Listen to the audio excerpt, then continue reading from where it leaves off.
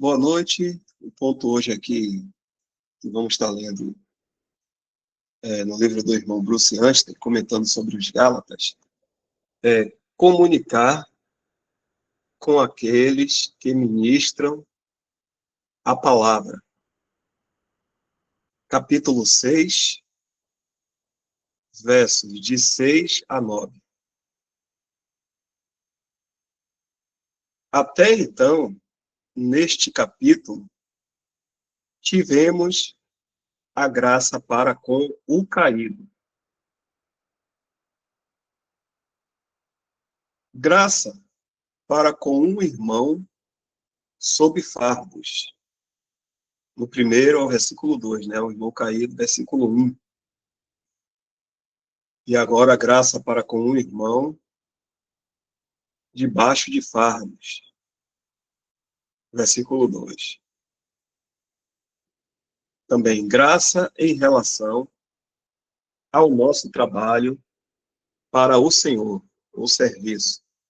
Versos de 3 a 5. E agora vemos graça cristã para com um irmão que está engajado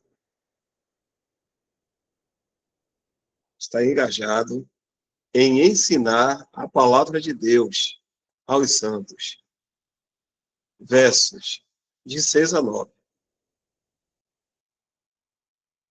Paulo diz: e o que é instruído ou ensinado na palavra, reparta ou comunique de todos os seus bens com aquele que o instrui ou ensina.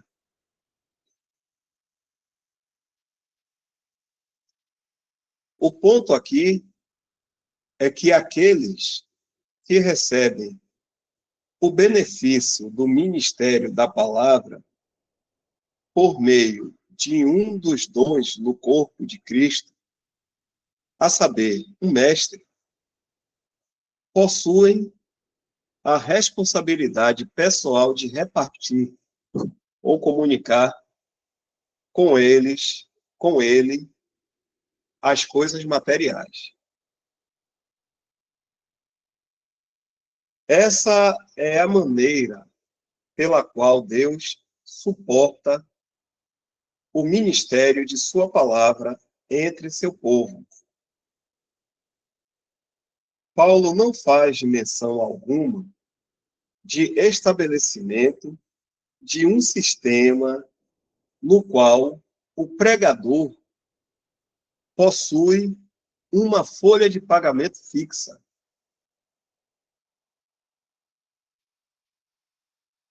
Tal como é praticado na maioria das denominações hoje.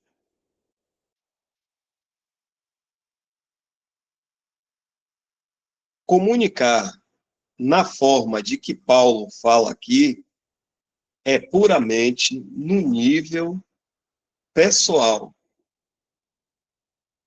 Porém, tal comunicação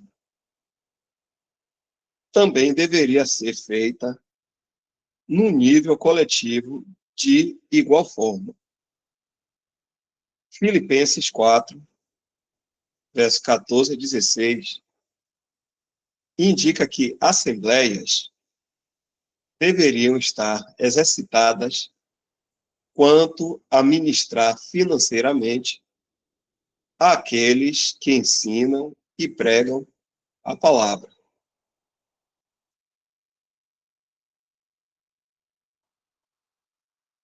Nos versículos 7 e 8, Paulo introduz o princípio do governo de Deus para encorajar os Gálatas a comunicarem aos servos do Senhor. Ele mostra que, nas tratativas governamentais de Deus, existe algo como semear e ceifar. Ele não tem apenas juízos disciplinares para corrigir o seu povo, mas tem também favores governamentais, no sentido prático. Se eles fazem o bem,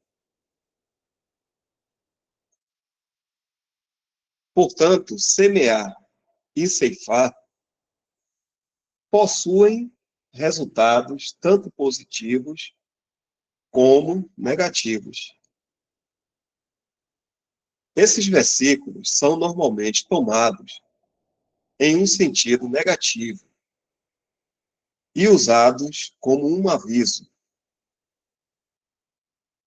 mas o contexto é de um sentido positivo do governo de Deus.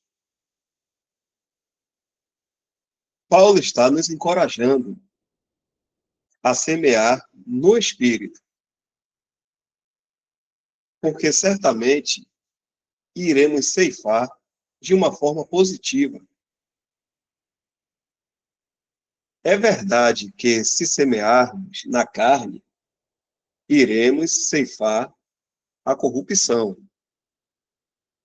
Mas também é verdade que, se semearmos no Espírito, iremos ceifar a vida eterna.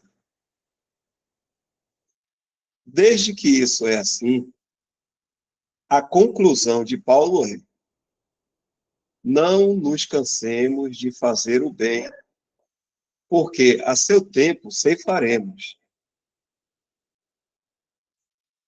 Isso era uma exortação necessária aos Gálatas, porque a mente legalista, por não entender a verdadeira liberdade cristã, normalmente é mesquinha com posses materiais.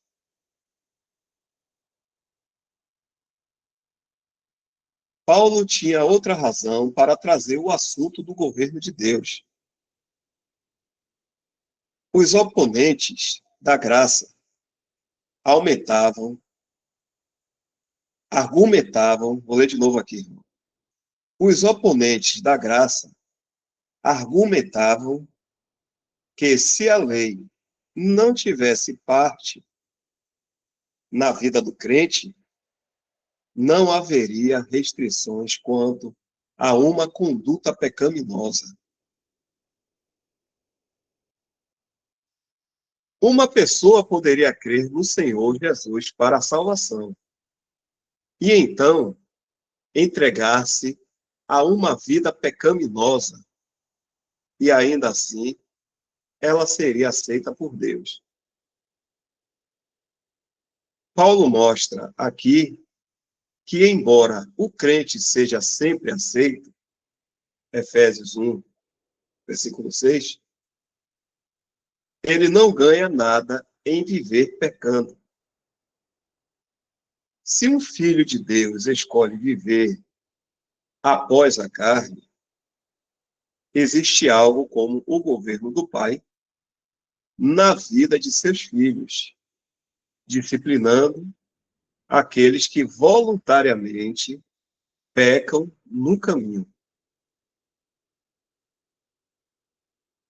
Um crente não consegue seguir pecando em sua vida sem pagar um preço de sofrimento sob as mãos do Pai.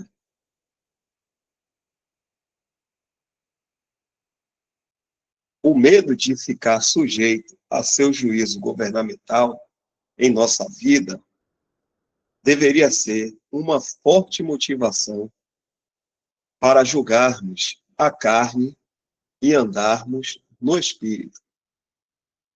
1 Pedro, capítulo 1, 16 e 17. Vamos dar uma olhadinha lá nesse aqui. 1 Pedro 1.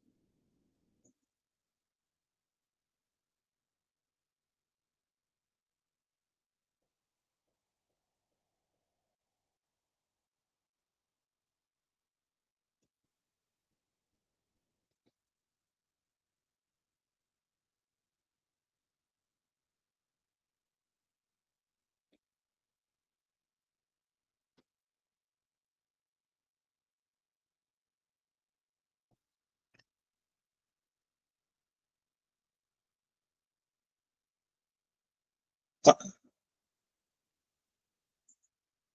Não está compartilhando, não, né? Não. Pronto. Não sei o que aconteceu aqui. Acho que foi eu mesmo. Agora sim. Pronto. Vamos lá. Deixa eu ver aqui de novo, que ele botou 16 e 17. Porquanto está escrito: sede santos, porque eu sou santo. E se invocais por Pai, aquele que, sem acepção de pessoas, julga segundo a obra de cada um, andai em temor durante o tempo da vossa peregrinação.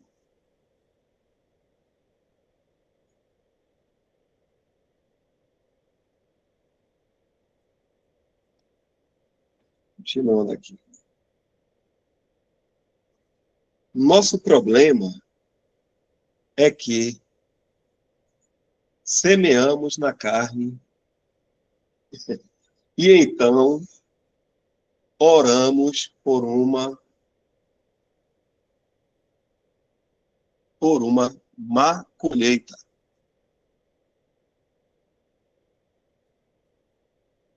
Todavia,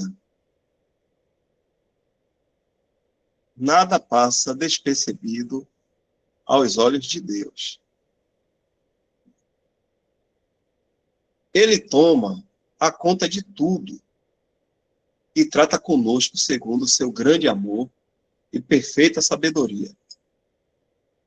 Um de nossos hinos corretamente diz: todos os seus atos para conosco são puro amor.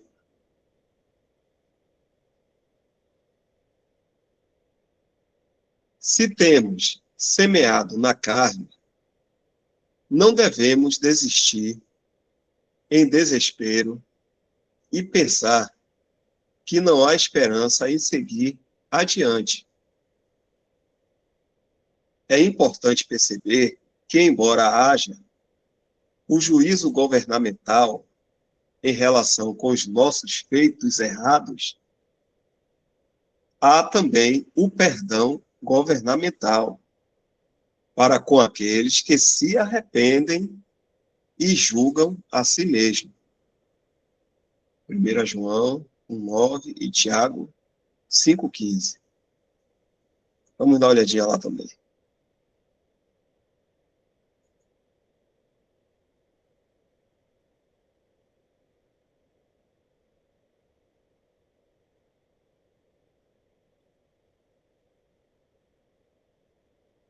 Vou dar mais um pouquinho aqui.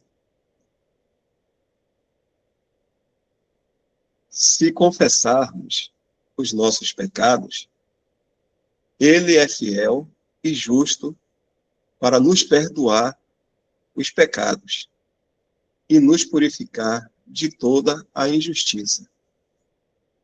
O outro é Tiago 5,15.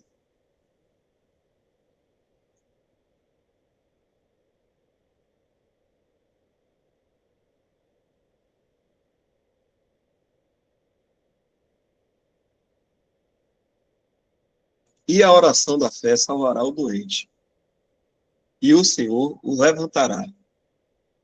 E se houver cometido pecados, ser-lhe-ão perdoados.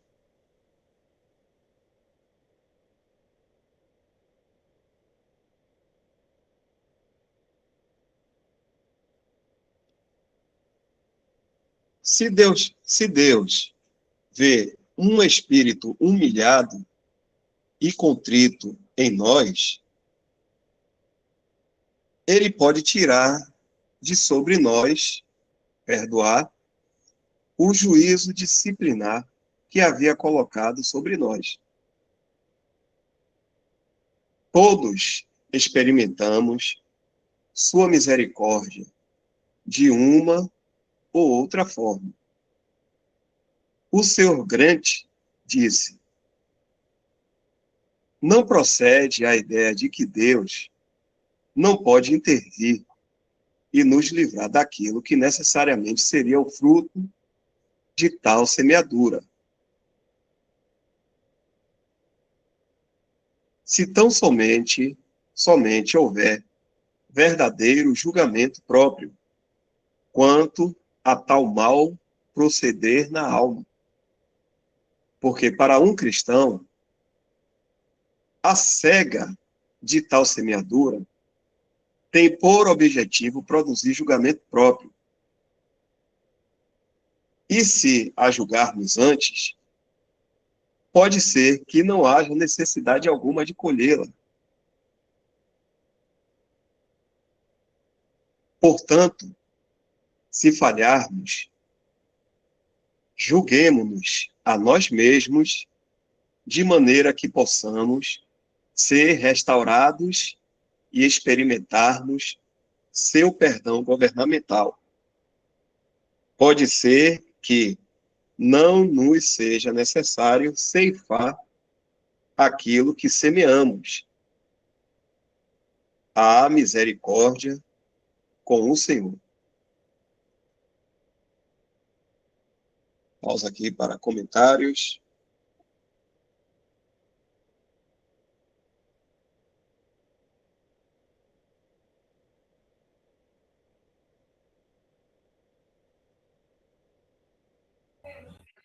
Só pegando um gancho aí, quando o irmão trouxe 1 João 9, que no finalzinho fala, né, que o Senhor, ele nos purifica de toda a injustiça.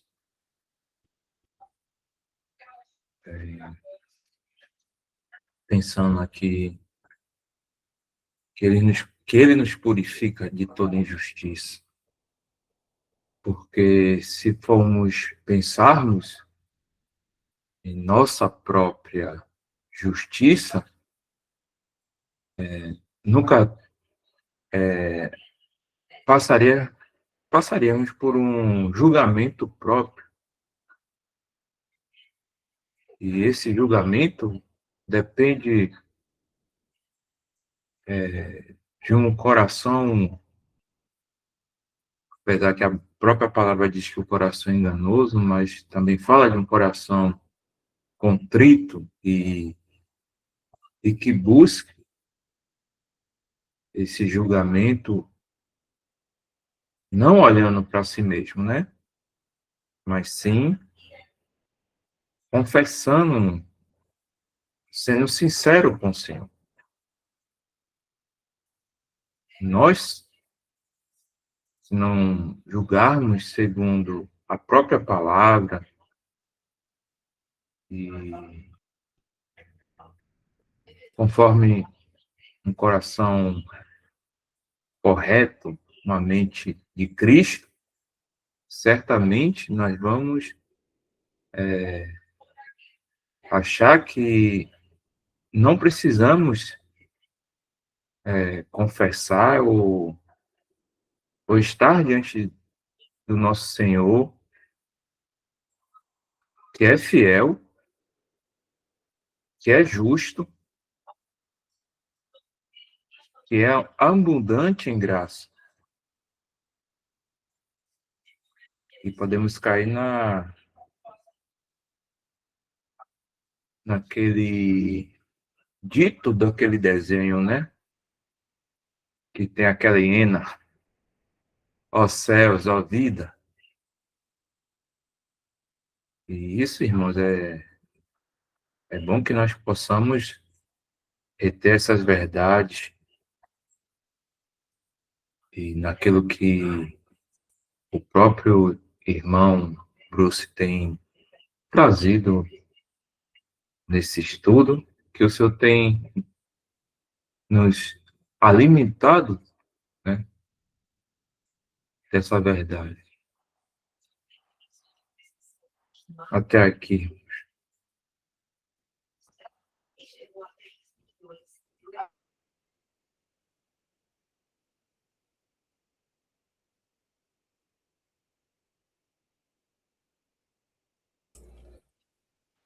Boa noite mais uma vez aos irmãos. Essa passagem Eu vou aproveitar aqui algumas mensagens do irmão Mário. Ela tem dois sentidos, né? O primeiro, que vem tratando aí já do verso 1, ele vem sobre a fala dos princípios e da semeadura, ou seja, da colheita espiritual. Então, nós temos duas situações. A primeira, aquela vida passada, quer dizer, na realidade são três. A vida passada, a vida atual, que é o momento, e a vida futura. Nessa situação desses três status, vamos dizer assim, status de vida, nós temos o passado, a vida daqueles que aceitaram Cristo, encontraram Cristo, e aqueles que não encontraram Cristo. Os que encontraram Cristo, a partir desse momento que houve esse encontro, há um procedimento de semeadura. Já aquele que não encontrou, a semeadura é diferente. Então, o que é que acontece? Na vida presente, ou seja, o que estamos vivendo hoje, é o tempo da semeadura para o futuro. Aí você pergunta, que futuro? O futuro lá na frente, que eu ainda vou estar assim, assim, assim, assado? Não. O futuro para o status daquele que não crê e não aceitou Cristo ainda, que é um futuro espiritual não muito bom, e o futuro daquele que aceitou Cristo e efetivamente tem uma circunstância de semeadura do futuro, que é a vida eterna. Então, o que nós temos hoje que fazermos no presente é justamente essa semeadura para das coisas levadas ao mundo cristão, para que efetivamente nós estejamos naquela vida futura, que é a vida eterna. Então, a qualidade do futuro aí está sendo levada em consideração justamente a colheita, e essa colheita vai depender inteiramente do que é que nós aqui no presente vamos semear. E, com certeza, como disse lá no início o próprio irmão Dal, Deus, nosso Pai, Cristo, é quem vai fazer o quê? A colheita. Então, a colheita daquele que teve a semeadura relacionada ao mundo cristão, ao presente momento que estamos fazendo, é uma. E a semeadura daquele que não teve esse caminho é outra. Foi o que eu entendi. Fiquem à vontade para poder fazer alguma recomendação. E eu vi alguma coisa sobre o Mário, que ele falou, eu não coloquei nem essas palavras, até mesmo porque são palavras dele, mas a palavra dele é sobre a circunstância do pecado e da iniquidade, e ele falou de status de pecado e iniquidade. Já no segundo caminho do texto, ele fala sobre serem perseguidos por causa da cruz de Cristo. Ou seja, nós temos uma vida de escolhas, de alternativas. E aí eu me lembro de algumas coisas do mundo, por exemplo, eu vou dar aqui um exemplo que acontece no mundo político, e aí a gente faz a transformação para o mundo cristão do dia a dia. Existem circunstâncias de pessoas que elas estão em um momento, em um mundo que seria assim, agradabilíssimo para ela. Mas quando se fala em alguma coisa que vem em dificuldade, aí ela, como se estivesse assim, sendo apertado pelo pescoço, aí cai fora.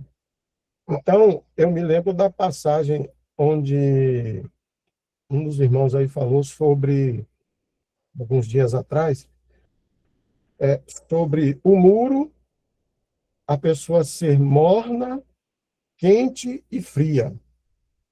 e que Deus prefere que você seja o quente ou frio, porque o morno ele estaria vomitando.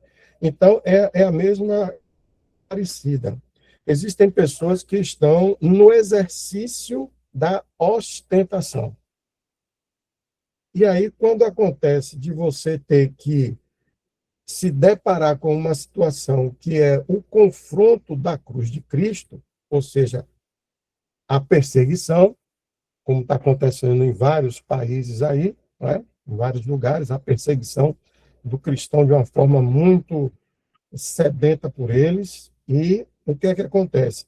Aí existem pessoas, aquelas que estavam na ostentação, que agem pela conveniência. Bom, o negócio está apertando, então eu vou pela conveniência.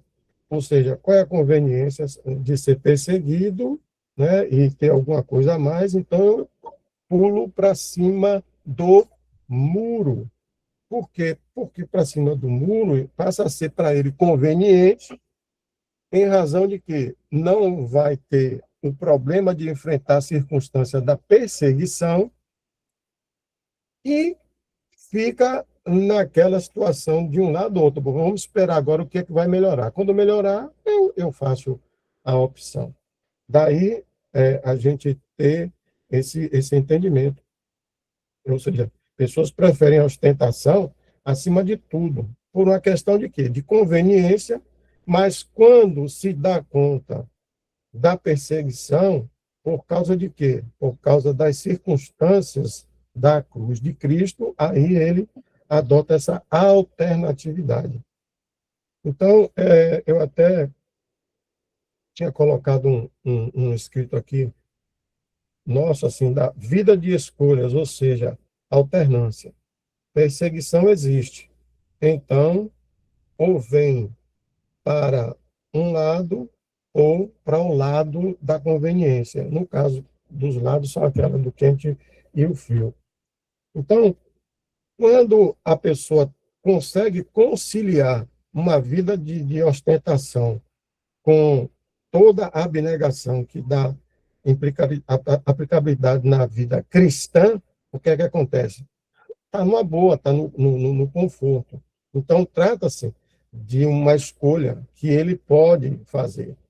E essa escolha termina levando para a circunstância que hoje nós estamos vendo aí no dia a dia, do denominado relativismo moral.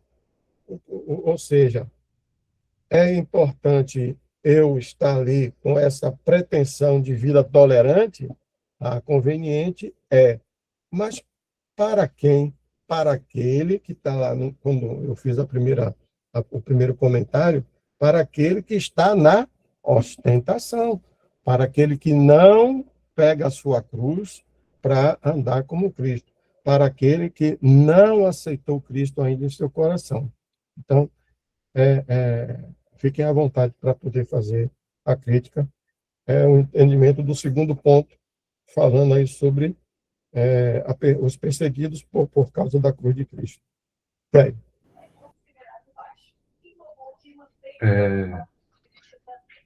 Só corrigindo até o próprio irmão Bruce, ele vai até corrigir a minha fala aqui, né? É um espírito correto, um espírito contrito.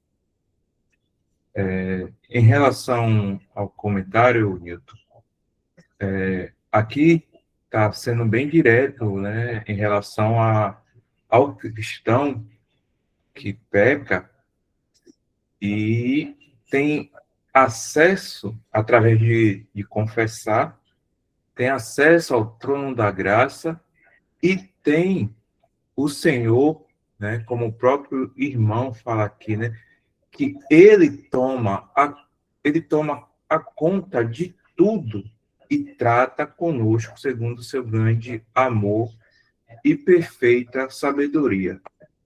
Então, só esse cuidado, porque o assunto está sendo bem direto.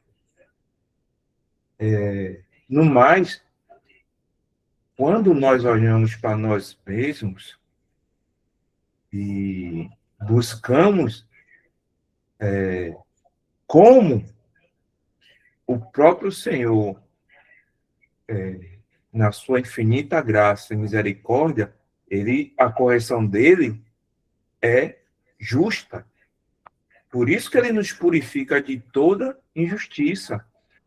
Porque um cristão que não conhece o coração de Deus, essa graça e esse sumo sacerdote que intervém diante de Deus Pai, ele não entende essa posição de filho e se consome ao ponto de não poder ter uma consciência de honestidade para com Deus. E acha, ainda assim, que a correção de Deus, mesmo ele tendo esse acesso, é algo injusto.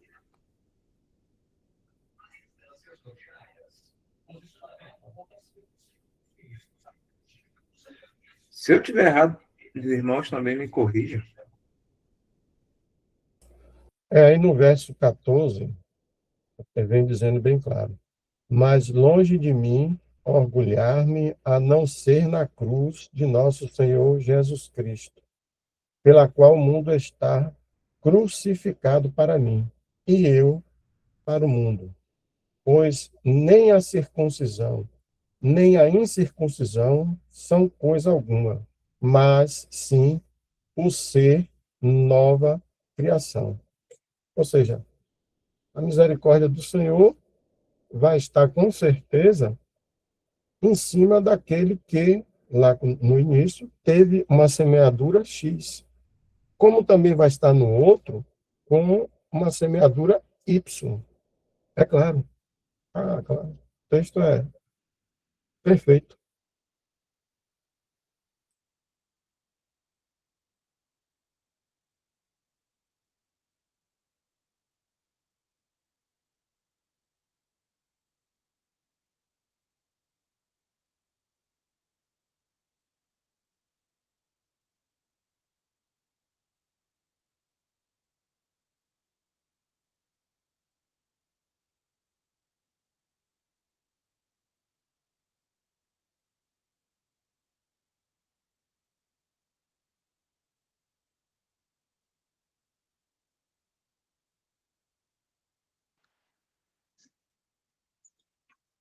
Essa parte aí, até já estava comentando,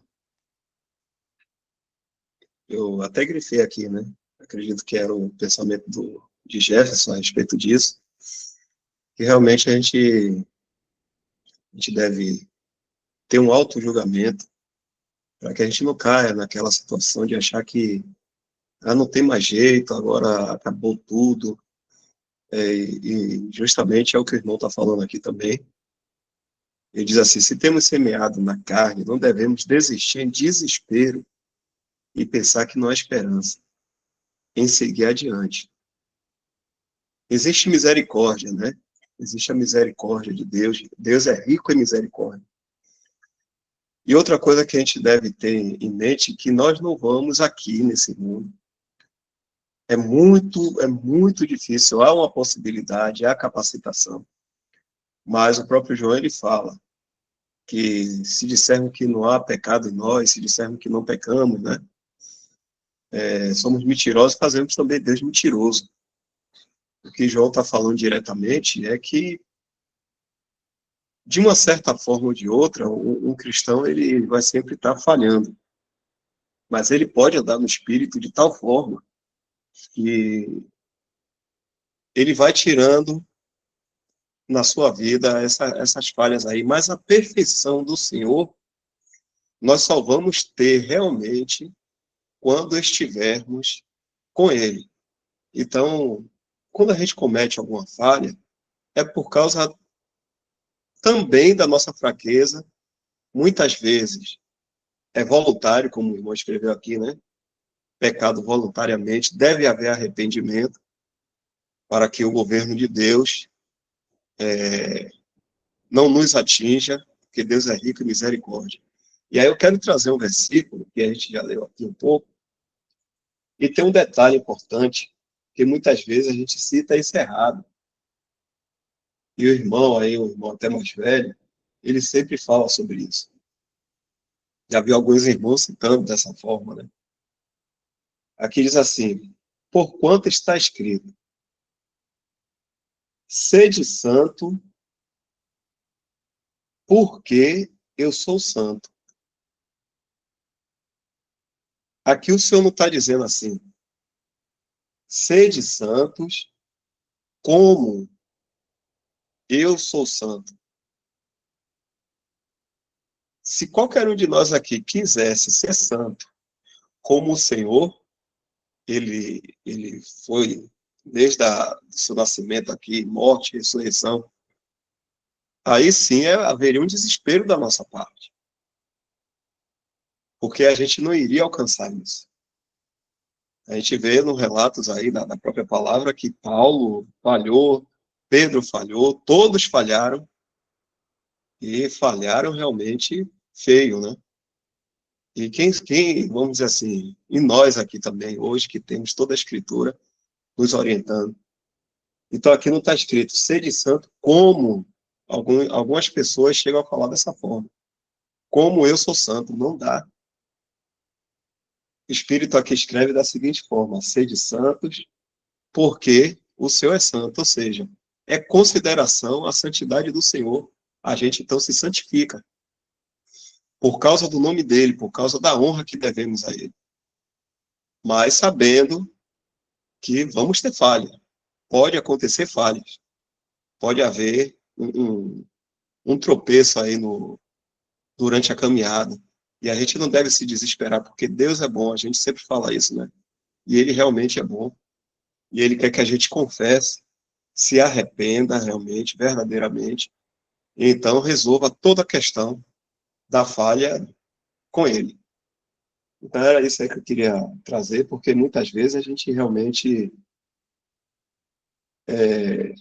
acha que não tem mais jeito, eu sou miserável, porque eu faço isso, aquilo.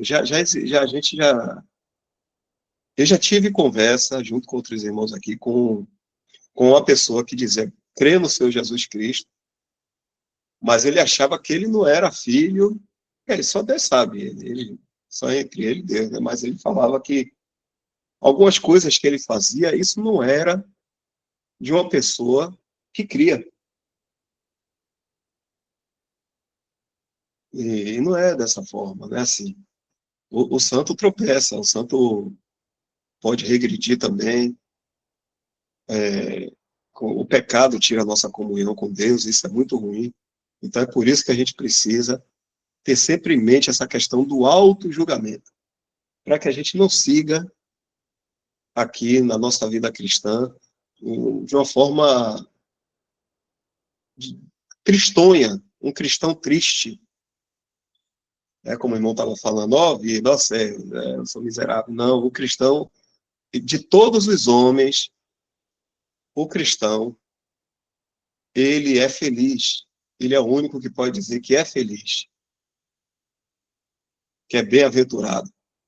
Nenhuma religião, nenhum segmento aí, filosofia, nada pode dar essa realidade na vida de ninguém. Somente o Senhor Jesus fez isso por nós.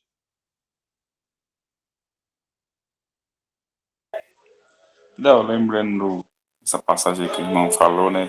Ser de santo porque eu sou santo. Eu até pensei na salvação, né? Ou seja, faça o bem porque o Senhor é merecedor, né? E Ele salva de graça, então nós temos essa responsabilidade, vamos dizer assim, esse amor, gratidão. A gente vai querer andar em santidade, vai querer andar em obediência, é por gratidão, não é porque a gente é bom. E aí, pensando nesse versículo aí, eu pensei nessa passagem porque se essa passagem estivesse pedindo para nós ser santo como o Senhor é santo, então anularia a passagem de 2 Coríntios 4, que diz que temos esse tesouro em vasos de barro, para que naquele dia a excelência da glória seja só dele e não nossa. Então Tem umas passagens que já complementam essa passagem aí que o irmão trouxe.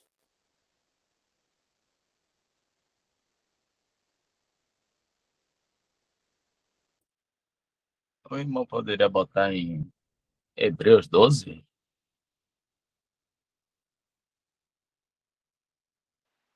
Você, Alexandre, você vai querer o Pix agora ou mais tarde?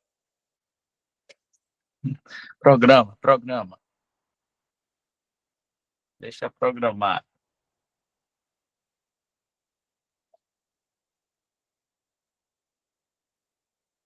Hebreus 12, versículo 4.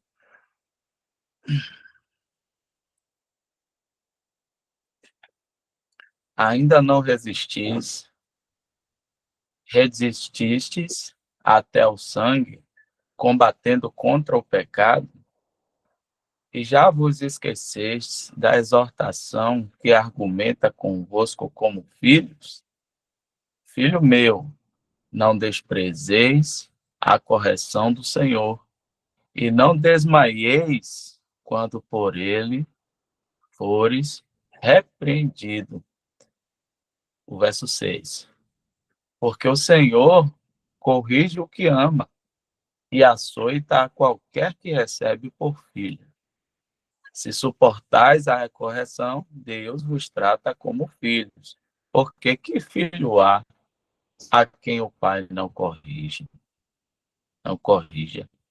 Verso 8. Mas se estáis sem disciplina, no qual todos são feitos participantes, sois então bastardos e não filhos. Eu trouxe esses versículos aqui, né, que traz a disciplina, a correção governamental de Deus sobre aqueles que são filhos, pegando um aspecto da fala do irmão Jefferson, né, que ele trouxe. É muito importante a gente observar esse sentimento, né, de que a gente tem uma caminhada, né, e a nossa caminhada cristã é baseada, ou deveria ser baseada, em andar nas boas obras a qual Deus preparou para que andássemos nelas, né, por gratidão, pelaquilo que o Senhor nos tornou filhos, santos, salvos. E é dentro daquele versículo também que o irmão Dal trouxe, e trouxe um detalhe muito rico, importante, que é a questão de que o apóstolo Pedro, ele fala ali, né? Sede santos, escreve ali, sede santos, né? Porque o Senhor é santo, não como o Senhor é santo, que isso é impossível ser como o Senhor. O irmão Dal explicou muito bem, porque o Senhor é santo, porque nós, né, deveríamos ter, né, essa gratidão no nosso caminhar ao Senhor. E em tudo que nós vamos fazer, ser para agradá-lo, porque por causa de tudo que ele fez para nós, né? Então nós buscamos nos separar, né, que é a questão, é a é o que a santidade, né, o ser santo fala, né, ser separado para Deus, para viver a vida para o Senhor. E quando nós não estamos andando nessa senda, né, nós não estamos andando em obediência, o Senhor vai nos açoitar, né, vai vir a correção. E, infelizmente, eu acho que foi o que o irmão Jefferson quis expressar, e que muitas das vezes nós estamos tão perdidos, né, nos nossos pensamentos, nas nossas vontades, que até quando a gente recebe essa correção do Senhor por estar andando errado, e é uma misericórdia, porque o Senhor tem amor por nós e nos tem como filho, porque um verdadeiro crente, ele é filho, então ele não recebe como um ato de amor disciplinar. Ele acha que é injustiça da parte de Deus, ele está sofrendo, né, passando por aquela situação. E aquela situação ele mesmo procurou por estar andando de forma desordenada. E Deus permite que aquela situação aconteça na vida dele para tratar ele dentro daquela circunstância e trazer ele de volta para perto, para que ele vá para os pés do Senhor, né? Vá para os pés do Pai, e tenha o nosso Senhor e Salvador como sumo sacerdote e advogado, receba do Senhor, né, de Deus Pai, o perdão, né, governamental ali e restaure a comunhão e passe a viver da forma que Deus quer que ele viva, que é a forma de um cristão normal estar vivendo, que é em obediência e em santidade. Só até aí.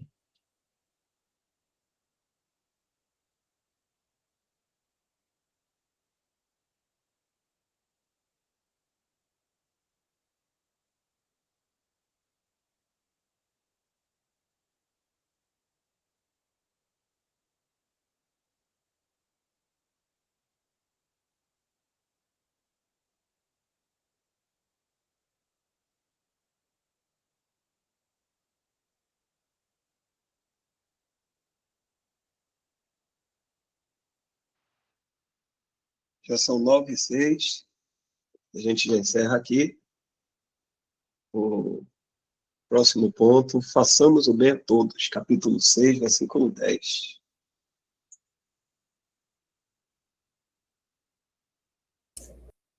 O irmão permite dizer só uma frase? Alguém falou aí? Desculpa. Eu.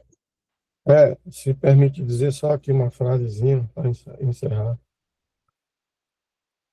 A graça do Senhor Jesus Cristo, o amor de Deus e a comunhão do Espírito Santo sejam com todos vós. 2 Coríntios 13:13.